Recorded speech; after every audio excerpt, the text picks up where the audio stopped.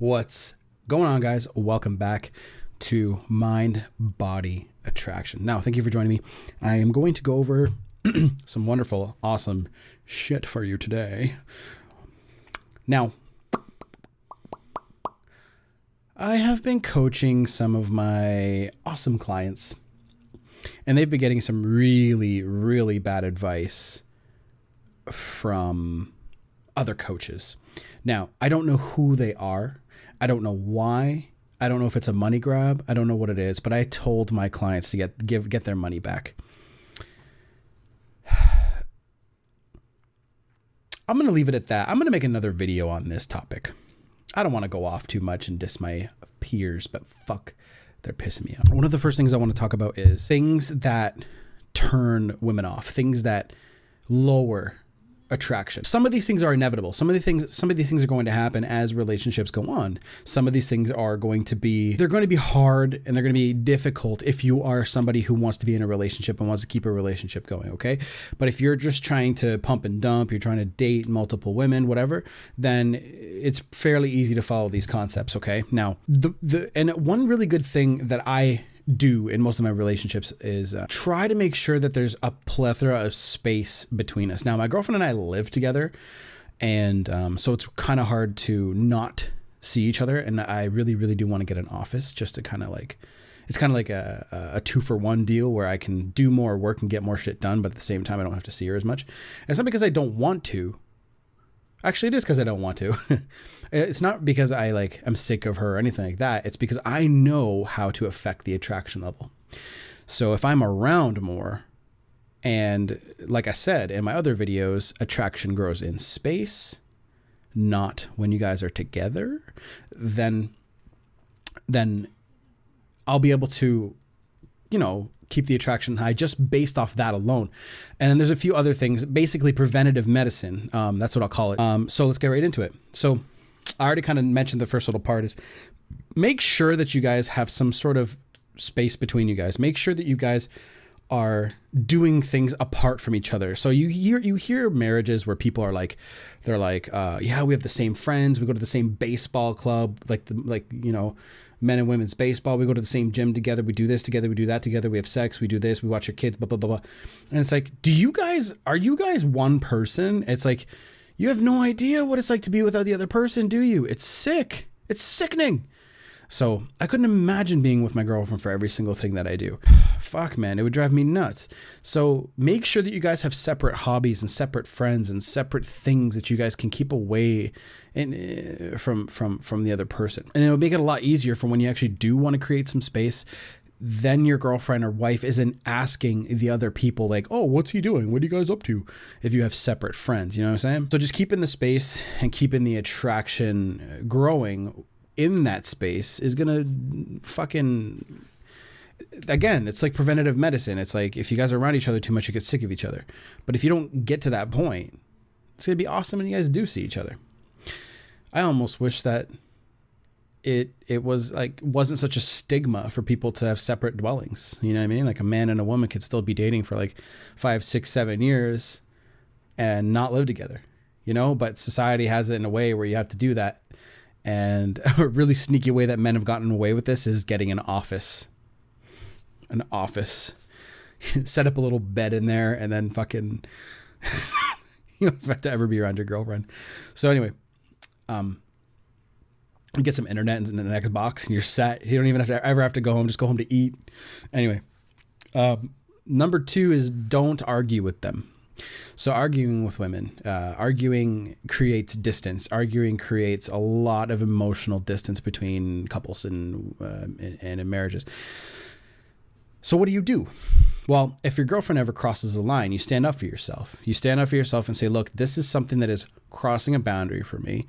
This is something that I do not appreciate and I will not stand for it. And if you don't want to apologize, we have nothing to talk about.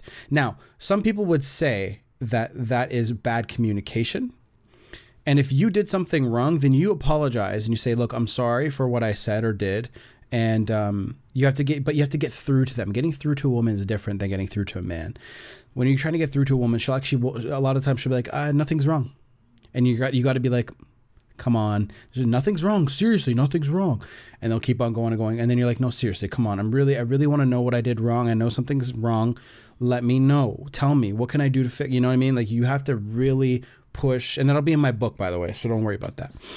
I'll go right into that in detail. That's what books and courses and stuff are for. Detail, like extreme detail, right? A lot of, and see, what I like about courses is they can be updated, right? And books can be updated, especially on Amazon. Anyway, so are you arguing with your wife? Like, are you actually fighting back and forth? Are you bickering? This is something that I sometimes will forget that I know that it actually lowers the attraction level, but your own ego kind of gets in the way and you're like, I don't really care, and I'll just argue anyways, right? I've gotten way better at that over time, and it's something that you have to recognize the problem first.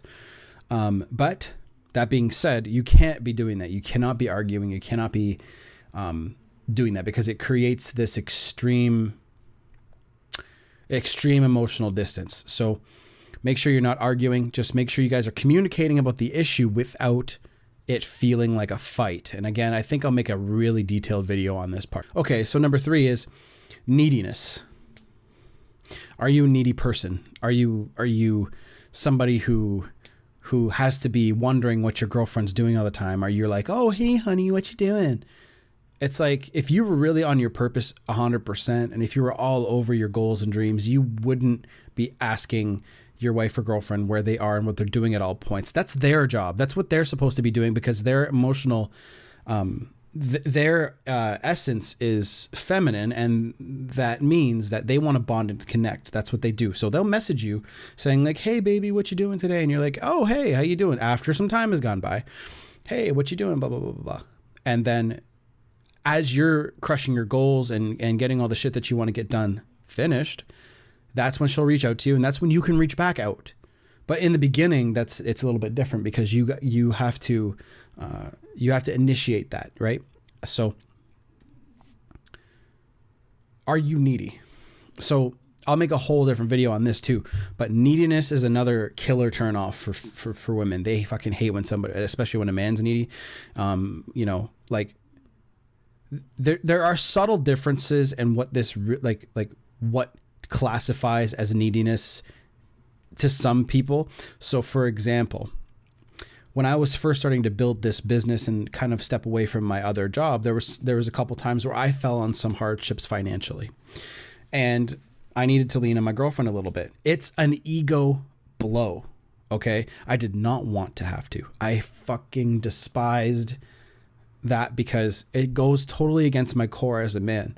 I really wanted to, I'm the kind of guy that likes to provide. I really like to provide for my girlfriend. I like to provide to make sure everything's cool. We're doing well, right? Well, things are okay now, but during that time it really sucked. And, like, it happens, because sometimes the way certain things fall into place, you're like, hey, like, this is what I'm going through. And we worked through that. But if it happens very, very rarely, I don't think it's a problem. But I don't classify that as neediness. I classified that as her being a partner.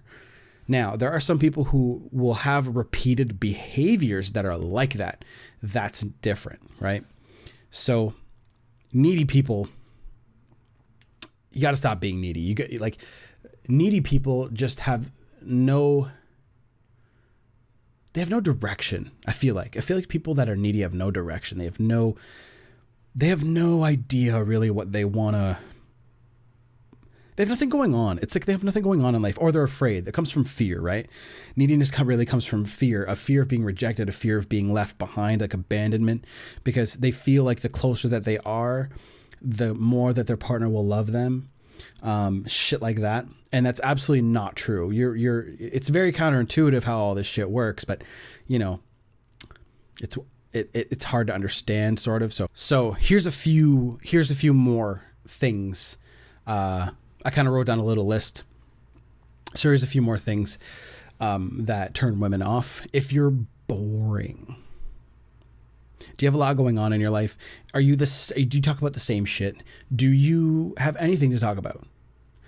If you're boring, oh man, like, imagine, have you ever been around somebody that you're like, oh my God, this is awkward. I have no idea what to say to this person. Like, that is something that if they can't have if they can't have fun, if somebody's just like super serious all the time, like Sammy Serious, that's another turn off. Another one is super cocky, too, like over the top arrogant guys, like cocky guys. So like, you know, those guys that are like, oh, my dick is so big, blah blah blah blah blah, and like anything like just super awkward like that. Like you don't, they instead of displaying confidence through actions and body language, they try to do it through words, and really, you know, that deep down inside they don't think that way of themselves. They're just trying to say it just to get approval through people around them. Approval seeking behavior is what they call it. What else? I wrote a little list here. Oh, here's a good one. Do you take care of your hygiene? So stinky guys, like, okay, so I'll give you guys a little backstory, a little story time on this. One time I was downtown with my friends, and I had actually put a little bit of deodorant on before we went out, and we were downtown, and I just bled through. That's what we us boys call it. We just bleed through. We go through our deodorant, and you end up still stinking anyways. I didn't put enough on. Normally I put like the same amount on, but it was hot and I was sweating my nuts off because it was summer and we were downtown and jumping from bar to bar to bar. So I was sweating.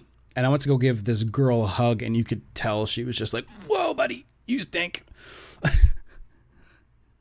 It was really funny. It was a long time ago. And I realized, like, when I got back into the cab and we went home, I was like, oh, like her face went like this. I went to go hug her and she was shorter than me, so I went like this. And she was like, it's like one of those. And I was like, you know, and I didn't really know, like, I thought she was just surprised by something else. And then when I got back to the fucking cab and you get into the car and it's kind of enclosed, you start smelling yourself. Like, you sit down, and like when you sit down, it's like a puff of air kind of goes through your shirt for a second. You're like, that's what that was. It was so nasty. And I went home and I was just like, scrub. You know what I mean? Because you learn your lesson and then you look back in hindsight. I'll never forget that. I will never forget her face. I'll never forget what she looks like, because now it's associated with trauma. So it was really awkward.